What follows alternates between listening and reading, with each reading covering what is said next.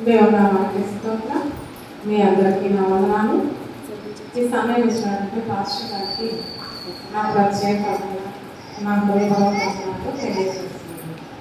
ఈరోజు అంశము నాకు వచ్చిన అంశం ఏంటి అంటే 1వ యాకోబు 1వ అధ్యాయము 9వ వచనము చదువుకున్నట్లయితే 1వ యాకోబు పత్రిక 1వ అధ్యాయము 9వ వచనము చూసుకున్నట్లయితే మన పాపములను మనము ఒప్పుకొనిన ఎడల చాలా మన పాపములను మనము ఒప్పుకొనిన ఎడల అని చెప్పి ఇక్కడ అంటున్నాడు కదా ఈ యోహాను పత్రికలో.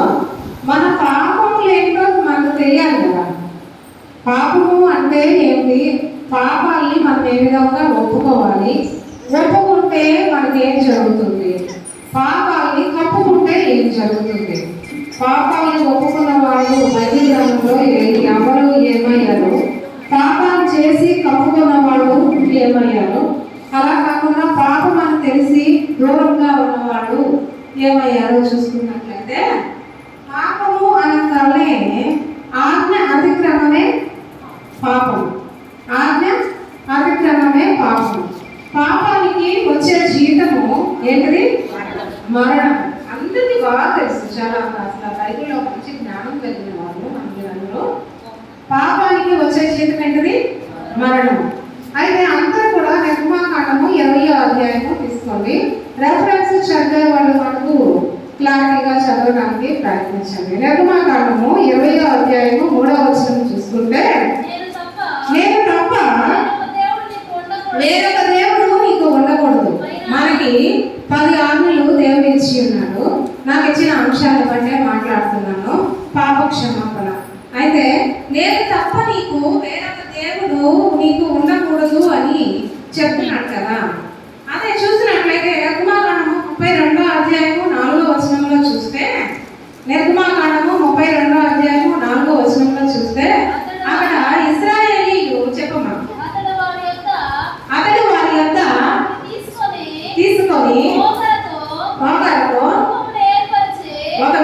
ఒక బొమ్మని చేసి, దూడ వంటి బొమ్మని చేసి వాళ్ళ బంగారాన్ని తీసి, అంటే మాకు దేవుడుగా కావాలి అని వాళ్ళు అడిగారు కాబట్టి వాళ్ళ మీద ఒంటి మీద ఉన్న బంగారాన్ని తీసి అక్కడ ఒక ప్రతిమను చేసి ఇదే మీకు దేవుడు అని చెప్పి చదవమది ఏర్పరిచి దూడగా చేశాను. అప్పుడు వారు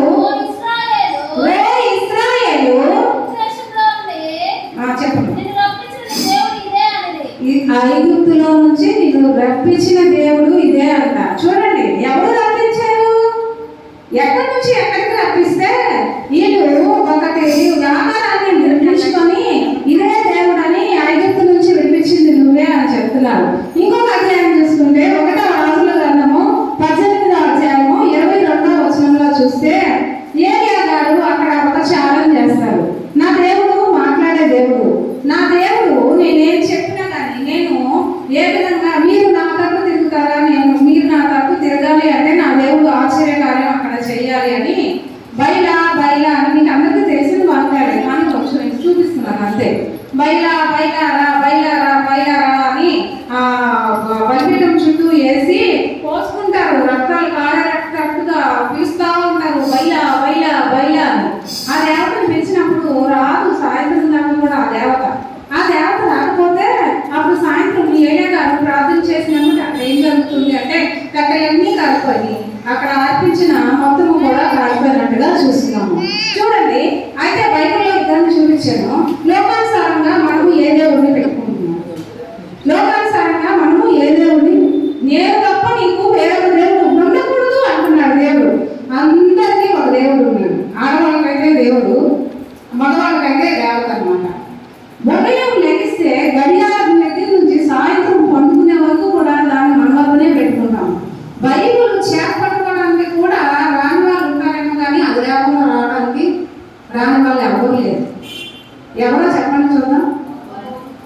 సెల్ ఫోన్, మొబైల్ చూసుకుంటే మనం దేవుడిగా చేసుకుంటున్నాం. మొబైల్ని ప్రతి ఒక్క అవసరానికి సెల్ ఫోన్ని మొబైల్ని దేవుడిగా చూపించుకుంటున్నాం. దేవుడు ఏమంటున్నాడంటే నేను తప్ప నీకు వేరే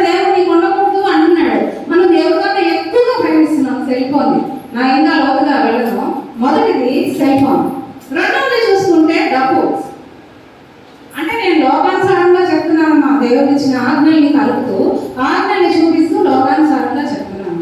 రెండవ ఆజ్ఞ చూసుకుంటే పైన ఆకాశం అంతే కానీ కింద భూమి కిందే కానీ భూమి కింద నీళ్ళ ఎంతే కానీ దేని రూపంలో విగ్రహంలో నువ్వు చేసుకోకూడదు, దానికి సాధ్యపడకూడదు అని అంటే ఇక్కడ చూడండి దానియేలు గ్రంథము 3వ అధ్యాయము 11వ వచనంలో చూస్తే దానియేలు గ్రంథము 3వ అధ్యాయము 11వ వచనంలో చూస్తే అక్కడ షడ్రకు మేషకు అబేద్నెగోలు ముగ్గురు కూడా నెబుకద్నెజరు ఒక ప్రతిమను చేసి దాన్ని సాగిలపడి నమస్కరించకపోతే అగ్నిలో వేయాలి అంటారు.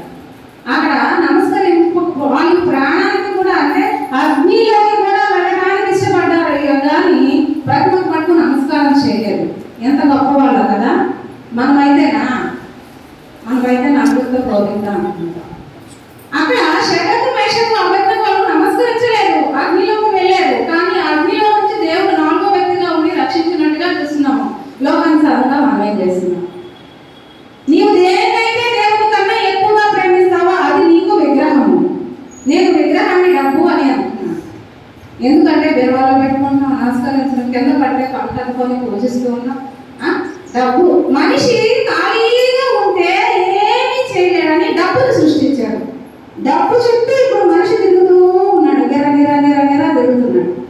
అందరూ డబ్బు ఎలా సంపాదించాలి, అపార్ట్మెంట్ ఎలా కట్టాలి, ఇంట్లోకి మనకి ఏం కావాలి అని ప్రతి ఒక్కరు కూడా ఆలోచిస్తున్నారు. రెండవది ఏంటన్నా డబ్బు. మూడవది ఏంటిది అంటే 3వ ఆజ్ఞ, నీ దేవుడైన యెహోవా నామమును వ్యర్థముగా ఉచ్చరింపకూడదు.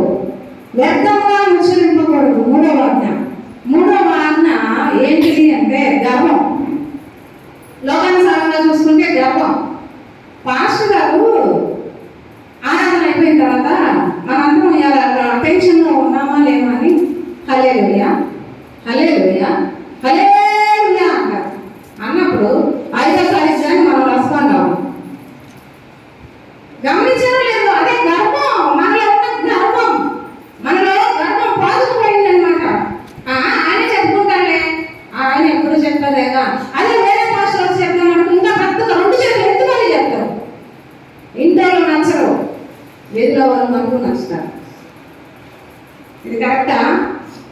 ఇంకా బైబిల్ గ్రంథంలో చూసుకుంటే మత్తయి సువార్త 26వ అధ్యాయము 72వ వచనంలో దేవుడు నమ్ముకున్నాయనే, దేవుడితో ఉన్నాయనే, దేవుడితో కూడా ఉన్నాయనే, అయ్యా నువ్వు మరణిస్తే నేను మరణిస్తాను అన్నాయనే. ఆయన ఏమంటాడంటే వ్యర్థంగా ఆయన శిష్యులందరూ వచ్చినప్పుడు అక్కడ ఏం జరుగుతుందంటే ఈయన యేసు ప్రభు వారిలో ఈయన కూడా ఒకడు అన్నప్పుడు నేను కాదు అంటాడు. నువ్వు తెల్లవారే లోపల 3 సార్లు నేను ఎరగను అని చెప్తావు అంటాడు. చదవనమ్మా మత్తయి సువార్త 26:72. అతడు ఒట్టు పెట్టుకొని ఏమంటాడంటే మనం అందరం చాలా మంది వ్యర్థంగా అనుసరిస్తూ ఉంటారు దేవుని నామాన్ని. పైన ఆకాశంతో అనవద్దు అది నా సింహాసనము, కింద భూమితో అనవద్దు అది నా పాదపీఠము అంటే అక్కడ ఒట్టు పెట్టుకుంటున్నారు. ఆయన తెలీదు అని ఒట్టు పెట్టుకొని తనని తాను చెప్పించుకుంటూ ఉంటున్నాడు. చాలా మంది వాళ్ళ ఇళ్ళకి ప్రార్థన రాకపోతే మా ఇళ్ళకి ఎందుకు వస్తారులే అని అన్నాడు. ఎంత ఫాస్ట్గా నువ్వు గురుసుగా అంటావో అంతే ఫాస్ట్ మందులకు నీ దగ్గరికే వస్తుంది. ఆయన నువ్వు ఇతరులని ఏ విధంగా ఎంత ఫాస్ట్గా అంటావో అంత ఫాస్ట్గా వచ్చేస్తుంది నీకు. ఇది ఇంటర్నెట్ కాలం. ఎదుటి వ్యక్తిని దూషించాలి. మనము నీ దేవుడైన యెహోవా నామమును వ్యర్థంగా ఉచ్చరింపవద్దు అంటే మామూలుగానే ఉచ్చరింపట్లేదు, అందుకనే గర్వం అని చెప్పాను.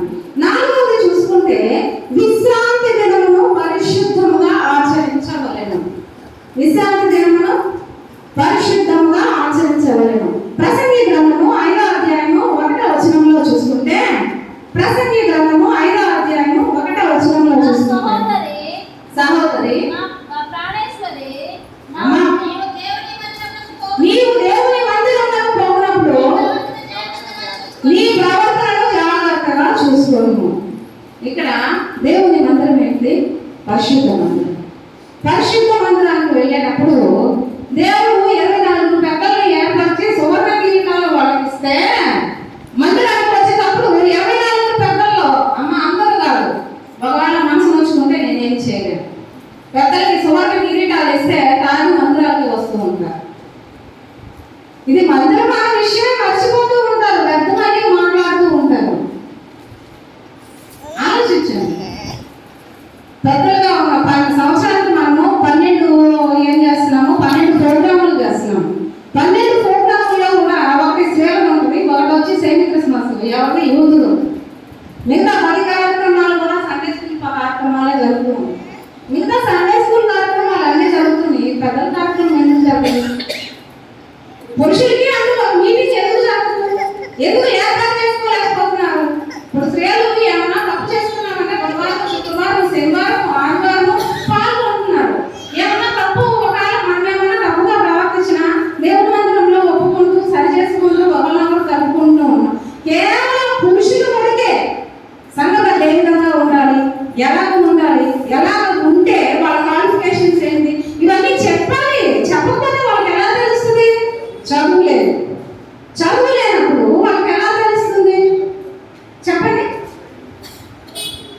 మొట్టమొదటిగా చూసుకుంటే సంఘ పెద్దలకి ముందు క్లాస్ తీసుకోవాలి. క్లాస్ తీసుకొని బైబిల్ స్టడీ నుంచి నేర్పించాలి. తర్వాత చూసుకుంటే స్త్రీల సమాజం. స్త్రీల సమాజం అన్నింటిలో ఉంటారు, కానీ లాస్ట్లో ఇంతలోనైనా గొడవ పెట్టుకుంటూ ఉంటారు. అది క్రమమేనా? లాస్ట్ అన్ని బాగా చేస్తారు, చాలా సక్సెస్ఫుల్గా చేస్తారు. లాస్ట్లో వచ్చి ఏదో ఒకటి సొంత పెట్టుకుంటూ ఉంటారు. మూడవది చూసుకుంటే యవనస్తులు. యవనస్తులు వస్త్రధారణ. వస్త్రధారణ ఎలాగ ఉంటుంది? నీ మందిరానికి వెళ్ళేటప్పుడు నువ్వు ఎలా ఉండమంటున్నాడు? నీ ప్రవర్తన అంతటినీ జాగ్రత్తగా చూసుకోండి అంటున్నాడు. వస్త్రధారణ, నీకు వస్త్రము వేసుకున్నప్పుడు నీకు దైవకంగా నువ్వు మందిరానికి వెళ్తున్నావా లేక ఎక్కడికి వెళ్తున్నావు? పార్టీకి వెళ్తున్నావా, మందిరానికి వెళ్తున్నావా? మిస్ ఇండియా పోటీలకి వెళ్తున్నట్టుగా తయారై వస్తున్నాం. హెయిర్ ఇలా ఎరపోసుకొని క్లిప్పులు ఇలా పెట్టుకొని వస్తూ ఉంటారు. ఇలా ఇలా అంటూ ఉంటారు. అలా అంటూ ఉంటే వాక్యం ఏమంటారు? మీరు మీ ధ్యాస అంతా మీ జుట్టు మీద ఉంటే వాక్యం ఏమంటారు? మూడవది చూసుకుంటే 1 కొరింథీయులకు రాసిన పత్రిక 12వ అధ్యాయము 24వ వచనము. 1 కొరింథీయులకు రాసిన పత్రిక 12వ అధ్యాయము 24వ వచనంలో చూడండి. అక్కడ మీ సుందరమైన అవయవములకు మరి ఎక్కువ సౌందర్యం అవసరం లేదు అంటాడు. సుందరమైన అవయవములకు ఎక్కువ సౌందర్యం అవసరం లేదంట. లిప్స్టిక్లు వేసుకుని మందిరాలకు వస్తూ ఉంటారు, రికార్డింగ్ డ్యాన్స్ వల్ల. మందిరానికి వెళ్ళేటప్పుడు మన ప్రవర్తన మనం సరి చేసుకుంటూ ఉండాలి. మీ తల్లులకు లేదు కదా అలవాటు? మీ తల్లులు ఏమన్నా లిప్స్టిక్లు వేసుకుంటున్నారా? మీ తల్లుల నుంచే కదా పిల్లలు వచ్చారు. మీరు ఎంతకు నుంచి నేర్చుకుంటున్నారు? సరి చేసుకోండి. ఈ రోజైనా కానీ దేవుడు సరి చేసుకోవడానికి ఒక అవకాశాన్ని ఇస్తూ ఉన్నాడు. తర్వాత చూసుకుంటే నీ దేవుడైన యెహోవా నీకు అనుగ్రహించు దేశంలో అమ్మ విశ్రాంతి దినమును పరిశుద్ధంగా ఆచరింపవలెను అనే ఆజ్ఞ. అహంకారం ఎన్నిసార్లు చెప్పిన అహంకారం, వాళ్ళు అలాగే చెప్పుకుంటారులే అని చెప్పి అలాగే వస్తూ ఉంటారు. అహంకారం. ఐదవది చూసుకుంటే నీ దేవుడైన యెహోవా నీకు అనుగ్రహించు దేశంలో నీ దీర్ఘాయుష్మంతుడు ఉన్నట్లు నీ తల్లిని నీ తండ్రిని సన్మానింపుము అన్నాడు. నీ తల్లిని నీవు సన్మానింపు అన్నప్పుడు 1వ రాజుల గ్రంథము 2వ అధ్యాయము 19వ వచనము. 1వ రాజుల గ్రంథము 2వ అధ్యాయము 19వ వచనం చూసుకున్నట్లయితే అక్కడ ఒక రాజు తన తల్లికి తన రాజ సింహాసనము పక్కన ఒక సింహాసనాన్ని వేస్తాడు. ఆ రాజు ఆ తల్లికి సింహాసనాన్ని వేస్తాడు. ఏ విధంగా వేస్తాడంటే తను న్యాయం తీర్చేటప్పుడు తన తల్లిని కూడా చూసుకుంటూ ఉంటాడు. ఈ రోజుల్లో పిల్లల్ని తల్లులు సన్మానిస్తున్నారు, కానీ తల్లుల్ని పిల్లలు సన్మానించుకున్నారు. తల్లిదండ్రుల్ని పిల్లలు సన్మానించట్లేదు. పిల్లలే తల్లిదండ్రులే పిల్లల్ని సన్మానిస్తున్నారు. అయ్యా నువ్వు కాలేజీకి వెళ్ళు, నేను ఇది కొనిస్తా. అయ్యా నువ్వు వచ్చాయి, నేను ఇది కొనిస్తా అని లంచం ఇచ్చి మరీ చదివిస్తూ ఉన్నారు. వాళ్ళకి పెట్టే పెట్టుబడి పిల్లికి కట్టుకుంటే ఎంత ధనవంతులు అయ్యేవాళ్ళమో కదా. అందరి గురించి కదా మనం చెప్పేది. మనలో మనం పరిశీలన చేసుకోవాలి. నీ తల్లిని నీ తండ్రిని సన్మానింపము, అప్పుడు నీకు దీర్ఘాయుష్మంతుడు అవుతావు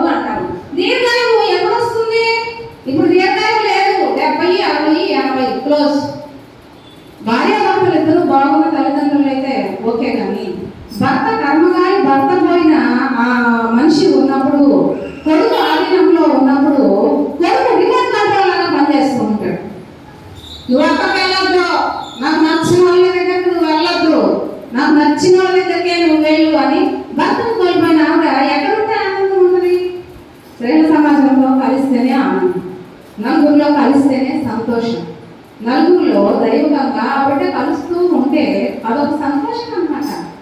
ఆలోచించండి. అదే భార్యలు చనిపోయి భర్తలు ఉన్నారనుకోండి, కోడళ్ళు పెట్టాము అనే మాటకి వాళ్ళు ఏ విధంగా ఉంటారంటే సగం చచ్చిపోతారు.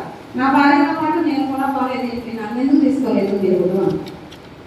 చూడండి, తల్లిదండ్రులు సన్మానింపు నీకు దీర్ఘాయుష్మంతుడు అంటే ఆ ఆజ్ఞని లెక్కలేనితనం, పిల్లలు లెక్కలేనితనంగా చేస్తూ ఉన్నారు. లెక్క దేవుడికి అప్పచెప్పాలి. అక్కడ రాజు ఎవరో తెలుసా? సొలొమోను మహారాజు తన తల్లికి తన సింహాసనం పక్కన సింహాసనం వేశాడు. ప్రసంగి, సామెతలు, పరమగీతాలు రచించిన గొప్ప వ్యక్తి, మహాజ్ఞాని ఆయన. అయితే చూసుకుంటే తర్వాత ఆజ్ఞ నరహత్య చేయకూడదు. ఏంటన్నా? నరహత్య చేయకూడదు. మనం ఏం చేస్తున్నాం? లోకాసు వార్త 23వ అధ్యాయము 25వ వచనము. లోకాసు వార్త 23వ అధ్యాయము 25వ వచనంలో చూసుకున్నట్లయితే అల్లరి నిమిత్తమును నరహత్య నిమిత్తము యేసు ప్రభు వారు అక్కడ ఏ విధంగా మరణించబడ్డారు అంటే నరహత్య చేయబడ్డారు. నరహత్య చేయబడ్డారు. ఏ విధంగా చేయబడ్డారు అనేది చూసుకున్నట్లయితే లోకాసు వార్త 22వ అధ్యాయము 67వ వచనము, యాకోబు సువార్త 15వ అధ్యాయము 10వ వచనము. నీవు క్రీస్తు అయితే చదువు. అందుకు ఆయన అక్కడ మీ అందరికీ తెలిసిన వాక్యాలన్నమ్మా, నువ్వు యూదుల రాజు అయితే దిగిరా, నువ్వు క్రీస్తు కదా, నిన్ను రక్షించుకో, మమ్మల్ని రక్షించు. అక్కడ ఏ విధంగా పలుకుతున్నారు? ఏ నరహత్య అంటే నరము లేని నాలుగుతో ఎంత ఇదిగా మాట్లాడుతున్నారు. ఏ పాపం ఎరుగని ఆయన్ని సిలువ వేశారు. ఏ పాపం ఎరుగని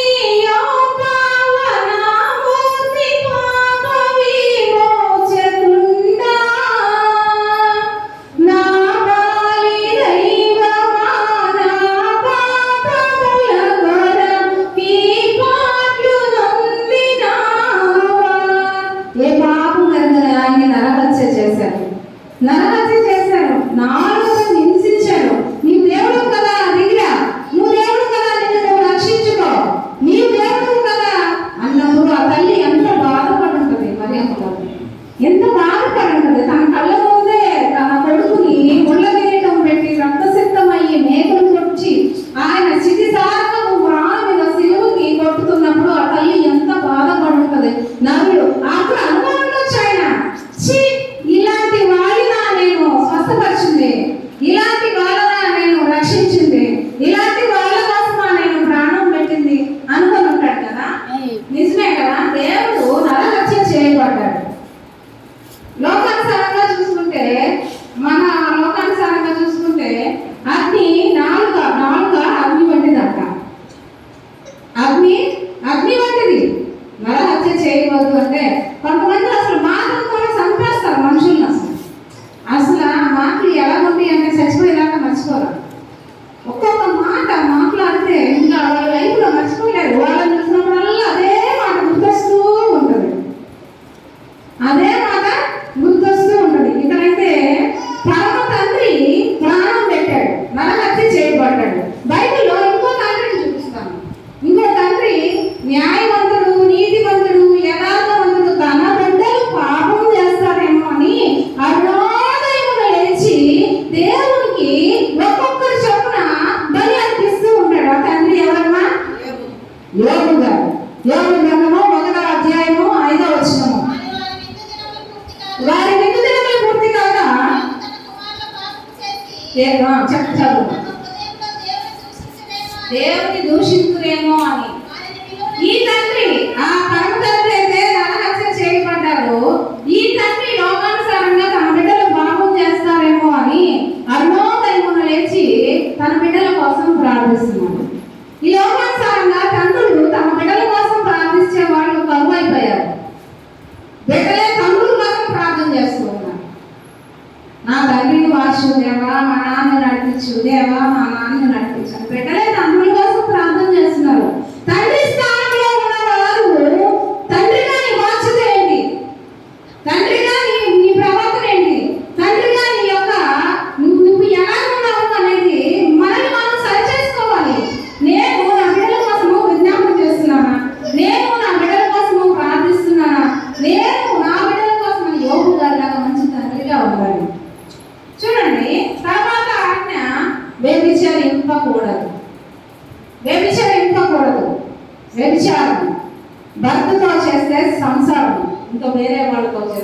వ్యభిచారం, భార్యతో చేస్తే కాపురం, లేకపోతే వేరే వాళ్ళతో చేస్తే వ్యభిచారం. దేవుడు చూడట్లేదు అనుకొని విచ్చలవిడిగా చేసే వాళ్ళకి దేవుడు అంటున్నాడు, జాగ్రత్త, నేను పైన నుంచి చూస్తున్నాను అంటున్నాడు. వాళ్ళకి తెలియజేస్తూ ఉంటున్నాడు. వ్యభిచారము గురించి చూసినట్లయితే యోహాను సువార్త 4వ అధ్యాయము 16వ వచనంలో అక్కడ ఒక స్త్రీ అంటది, అయ్యా ఈ నీళ్లు తాగడానికి నాకు తెలిపయ్యా అంటే, నీ భర్తను తీసుకురామ్మా అంటాడు. నాకు భర్త లేదయ్యా అంటే, నీకు 5 ఉన్నారమ్మా భర్తలు అంటాడు. నీకు 5 ఉన్నారు భర్తలు అంటే ఆవిడ నిజం ఒప్పుకుంది కదా, ఆవిడ నిజం ఒప్పుకుంది. నీ భర్తను తీసుకురా అంటే నిజం ఒప్పుకుంది, పాపాన్ని ఒప్పుకుంది, కప్పుకోలేదు పాపాన్ని ఒప్పుకుంది. కప్పుకోకుండా ఒప్పుకుంది కాబట్టి ఆమె అనేకులకు సాక్షిగా నిలబడింది. పాపాన్ని కప్పుకోలేదు, ఆమె ఒప్పుకుంది. తర్వాత వచనం చూసుకుంటే దొంగిలించకూడదు. 2వ రాజుల గ్రంథము 5వ అధ్యాయము 22వ వచనం. 2వ రాజుల గ్రంథము 5వ వచనము 22లో మీ అందరికీ తెలిసినయే గెహజీ గారి గురించి. దైవజనుడి దగ్గరికి స్వస్థత కోసం వస్తే స్వస్థత పడ్డాము, మేము ఇచ్చే గిఫ్ట్ తీసుకోమంటే ఏం చేస్తాడంటే ఎంకాలు పరిగెత్తుకుంటూ పోయి ఆ గిఫ్ట్లన్నీ ఇవ్వమన్నాడు, నాకు దేవుని నా సేవకుడు అన్నప్పుడు తీసుకొని వస్తాడు. ఏం సంపాదిస్తున్నాడు గెహజీ? అలా కుష్టును సంపాదించుకున్నాడు. జాగ్రత్త, దొంగిలించడంలో లోకానుసారం బైబిల్ సారంగా చూపించాక లోకానుసారంగా చెప్పాలి కదా. నేను లోకానుసారంగా మనందరం దొంగలమే, మనందరూ దొంగలమే. దొంగలమని ఎందుకన్నాను అంటే, ఏమైనా నాకు సహా ఇక్కడ నిల్చుంటే నేను కూడా పరీక్షించుకోవాలి. నీకు చెప్తున్నప్పుడు నన్ను నేను కూడా పరిశీలించుకోవాలి. 24 గంటలు దేవుడు మనకిస్తే దేవుని సమయాన్ని దొంగిలిస్తూ ఉన్నాము. దశమ భాగాలు 50,000 తీసుకునే వాళ్ళ దశమ భాగం ఎంత? 5,000. అయితే దశమ భాగం అందిస్తున్నాము. నేను ఇవ్వట్లేదు. నేను ఇవ్వడానికి ఈ సంవత్సరం నుంచి ఫస్ట్ సారి దేవుడా డబ్బా అనేది అంశం ఇచ్చారు నాకు అయ్య గారు. నన్ను నేను సర్చ్ చేసుకున్నాను. బిజీ షెడ్యూల్ నుంచి కూడా దేవుడి వైపే చూడాలి అని సర్చ్ చేసుకున్నాను. తర్వాత నీ వేషధారణ ఇచ్చారు. వేషధారణ నన్ను నేను సర్చ్ చేసుకున్నాను, ఇచ్చాను. ఇప్పుడు నన్ను నేను సర్చ్ చేసుకుంటున్నాను. దేవుని సమయాన్ని దొంగిలిస్తున్నాను, దేవుడి దశభాగాన్ని దొంగిలిస్తున్నాను. అంతేకాదు సభ్యత్వం కూడా దొంగిలిస్తున్నాను. ఒక మూట చికెన్ తెచ్చుకుంటే అవుతుంది 100 రూపాయలు సభ్యత్వం. ఆ సభ్యత్వం కట్టకుండా కూడా దొంగిలిస్తున్నాను. ఎంత వారం అసలు 100 రూపాయలు కూడా లేవా ఈ రోజుల్లో? సభ్యత్వం ఎందుకు కట్టాలి? మనం సంఘం మనకు అండగా ఉంటుంది. ఎవరైనా చనిపోయినప్పుడు బాక్స్ చేపిస్తాను, ఆ చనిపోయిన వ్యక్తులకి భోజనాలు పెడతాను. ఇవన్నీ సర్వీస్ చేస్తున్నప్పుడు సభ్యత్వం కట్టడానికి మనం దొంగిలిస్తున్నామా లేదా? నేను అనేది కరెక్టేనా కాదా? మనం దొంగలమా కాదా? మనల్ని మనం పరిశీలన చేస్తున్నాం. ఇంకోటి చూసుకున్నట్లయితే అబద్ధం మారకూడదు. అబద్ధం మారకూడదు. ఒక భర్త అంట బైబిల్ ఉన్నాయనమ్మా. అపోస్తలుల కార్యము 5వ అధ్యాయము 1వ వచనం. అపోస్తలుల కార్యము 5వ అధ్యాయము 1వ వచనం. ఒక భర్త పొలం అమ్మి భార్యను పిలిచి, ఇదిగో ఇంతకు పొలం అమ్మాను, ఇంత తీసుకొని దాచుకున్నాము, ఇంతే అమ్మానని చెప్పు అని చెప్పి పేపర్ గారికి ఇంతే అమ్మానని చెప్తారు. అయితే ఆ భార్య ఏమనుంటుంది చెప్పండి? భర్త మాటకు ఏకీభవిస్తుందా? ఏకీభవిస్తుంది. ఏకీభవించకుండా కనుక ఆవిడ అయ్యా దేవుని సొమ్ము ఎందుకు మనం దాచుకోవటము, దేవుడు ఇస్తానులే అయ్యా, దేవుడికి ఇచ్చేద్దాం అని ఉంటే కనుక ఆ పాపాన్ని ఒప్పుకుంటే ఆవిడ చనిపోకుండా మరణించకుండా జీవించేదేమో. అయితే అక్కడ భర్త చెప్పిన మాటకి ఆవిడ కూడా తలూపింది. పొలాన్ని ఇంతకే అమ్మారా అని పేతురు అడిగినప్పుడు అననీయ అంటున్నాడు, ఇంతకే అమ్మాము అంటే, అననీయ నువ్వు ఎందుకయ్యా శోధిస్తున్నావు, దేవుని ఆత్మను కూడా శోధిస్తున్నావు ఏంటి అని అడిగినప్పుడు మాట్లాడుతూనే ఉంటాడు. ప్రాణం కోల్పోతాడు అననీయ. ప్రాణాన్ని కోల్పోయినప్పుడు ఏం జరుగుతుంది?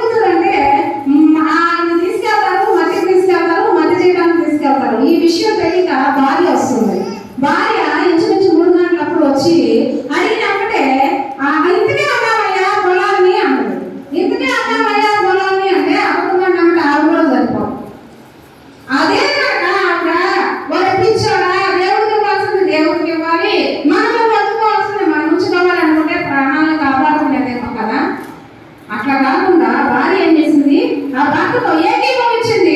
ఇద్దరు ఏమయ్యారు, మట్టి పాలయ్యారు. ఇంకొక ఆయన చూసుకుంటే మీ అందరికీ తెలిసిన ఆయనే, తెలిసిన వ్యక్తే. భార్య మాటలు విని ఏదైనా మన నుంచి వెళ్ళగొట్టబడ్డాడు. భార్య మాటలు విన్నాడు. అక్కడ ఆయన ఏం చేశాడు, భర్త మాటలు విని భార్య భర్తలు ప్రాణాన్ని కోల్పోయారు. ఎందుకంటే యాగ శరీరం కదా. ఆదికాండము 3వ అధ్యాయము చూడండి. ఆదికాండము 3వ అధ్యాయము చూసుకున్నట్లయితే అక్కడ 3:12 అమ్మ. ఆదికాండము 3వ అధ్యాయంలో, అయ్యా ఆదామా ఎక్కడున్నావు నువ్వు అంటే, నేను దాక్కున్నానయ్యా. ఎందుకు దాక్కున్నావు అయ్యా నువ్వంటే, నువ్వు సాగి అయిన సహకారాన్ని ఇచ్చావు కదా, ఆ సాగి అయిన సహకారమే పండు తినమంది నేను తిన్నాను. భార్య మాటలు విని బెర్తుగా చనిపోయే వాళ్ళు ఎంతమంది? నీ భార్య అయితే తినవద్దన్న మందు తింటావా? నీ భార్య వెళ్ళొద్దంటే మందులోకి వెళ్తావా? నువ్వు భార్య ఆపేస్తే నువ్వు ఆగిపోతావా? చాలా మంది భార్యలు ఈరోజు నువ్వు వెళ్ళొద్దు నేనాను, చాలా మంది భర్తలు నువ్వు వెళ్ళొద్దు నేనాను, ఇదే అందులో ఉంటూ ఉంటారు. భర్త మాటలు విని భార్య అక్కడ ప్రాణాన్ని కోల్పోయింది. ఇక్కడ భార్య మాటలు విని భర్త భార్య ఇద్దరు వేరే వనంలో నుంచే వెళ్ళగొట్టబడ్డారు. మనం ఎవరి మాటలు వింటున్నాం? మనం ఎవరు మాటలు వింటున్నాం అంటే ఎవరు చేతున్నా వింటున్నాము కదా. మనం అందరి గురించి చెప్పుకోవాలంటే అందరూ అసలు ఎంత ఆసక్తిగా వింటా ఉంటారో, అసలు వేరే వాళ్ళ మందిరాల గురించి అయితే ఎంత ఆసక్తిగా వింటారో అంత అసలు ఎక్కలేని ఆ ఉత్సాహము వస్తుంది. వేరే వాళ్ళ గురించి మన గురించి చెప్పడానికి ఉత్సాహం రాదు. తర్వాత చూసుకున్నట్లయితే నీ పొరుగువాని ఏయో ఆశింపకూడదు, నీ పొరుగువాని భార్యను అలా చూడండి. 2వ సమూయేలు గ్రంథము 12వ అధ్యాయము 2వ వచనము. 2వ సమూయేలు గ్రంథము అమ్మ 2వ సమూయేలు 11:2. వసంత కాలమున దావీదు మిద్ది మీదకి ఎక్కాడంట. అమ్మ వదిలే చదవదులే, టైం అయిపోతుంది. ఆ వసంత కాలమున దావీదు వెళ్ళి మిద్ది మీదకి ఎక్కి చూసినప్పుడు ఉరియా భార్య ఎవరమ్మా? వేరొకని భార్యని ఏమి చేశాడు? ఏం చేశాడు? మీ అందరికీ తెలిసింది, నేను చెప్పను. ఏం చేశాడు? వేరొక భార్య, నీ భార్య నైటీ వేసుకొని పొద్దున పగలంతా ఎగిసి నీ పిల్లలకి సాకరీ చేసి నీ పిల్లలకి వండి వాసి కాలుని డ్యూటీకి వెళ్ళే వాళ్ళైతే డ్యూటీకి వెళ్తే ఎవరో దాన్ని పడే వాళ్ళు చూసి నువ్వు మోహిస్తావా? లేకపోతే ఎవరో దాన్ని పడే వాళ్ళు చూసి మోహిస్తారా? ఇంట్లో ఆజ్ఞలకి లోబడి ఉండాలి. చూడండి, నీ పొరుగువాని భార్యను ఆశింపకూడదు. తర్వాత చూసుకుంటే ప్రతి ఇంట్లో ఎద్దు ఉంది, గాడిద ఉంది. ఆ రోజుల్లో గాడిదలు ఏ విధంగా ఎవరిని వ్యవసాయం చేసేవాళ్ళు కాబట్టి నీ పొరుగువాని ఎద్దునైనాను గాడిదనైనాను అన్నాడు దేవుడు. ఇప్పుడు వ్యవసాయం మనం చేయట్లేదు, సొసైటీ మారింది కాబట్టి ప్రతి ఇంట్లో ఎద్దు ఉంది. ఉందా లేదా చెప్పండి, ఉందా లేదా? ప్రతి ఇంట్లో ఎద్దు ఉంది. యాక్టివా ఉంది, లీలా ఉంది, బుల్లెట్ ఉంది, వాహనాలు అన్నీ ఉన్నాయి. ఇప్పుడు ఎద్దుతో సమానం. నువ్వు ఏ కొనుక్కున్నావంట? బుల్లెట్ చూసినప్పుడు ఎందుకు ఆశిస్తావు? నీ దేవుడునే ఉంచుకోవచ్చు కదా. దేవా నాకు టీవీఎస్ ఇచ్చావు చాలు బ్రహ్మ అనుకుంటే సంతోషంగా ఉంటుంది జీవితం. నీకు బుల్లెట్ కావాలి అనుకుంటే ఆ లక్ష్యం నీకు ఎక్కడి నుంచి వస్తాయి? వాటి పని నీకెందుకు ఆశించడం? అదే గాడిద ఏంటో తెలుసా? గాడిద వాషింగ్ మిషన్ బరువు బాగా మోసేది. బరువు గాడిద అంటే నేను లోకానుసారంగా చెప్తున్నాను, బైబిల్ చెప్తున్నాను. మీరు అర్థం చేసుకున్న దాన్ని బట్టి ఉంటుంది. మీరు మళ్ళీ ఇంకొకరి దగ్గరికి వెళ్ళి గాడిద అంటే ఇదంటే అని చెప్పకండి. నేను లోకానుసారంగా చెప్తున్నాను, దైవికంగా చెప్తున్నాను. అవునా కదా? గాడిద నువ్వు పక్కన వేసిన ఉతికేస్తుంది, ముద్ర పక్కన వేసిన ఉతికేస్తుంది, పిండి వస్తుంది, జాడి చేస్తుంది, డ్రై చేసి ఇచ్చేస్తుంది. గాడిలాగా చేస్తుంది, చేర్చుకున్నాం. వేరే వాళ్ళ వస్తువుల మీద వ్యామోహం పట్టండి. సరే, చూసుకున్నట్లయితే లేఖనాలను చూసుకున్నట్లయితే దానియేలు గ్రంథము 5వ అధ్యాయము 24వ వచనము. ఇప్పటి వరకు నేను చెప్పిన వాళ్ళలో పాపాన్ని ఒప్పుకున్న వాళ్ళు ఎంతమంది? పాపాన్ని కప్పుకున్న వాళ్ళు ఎంతమంది?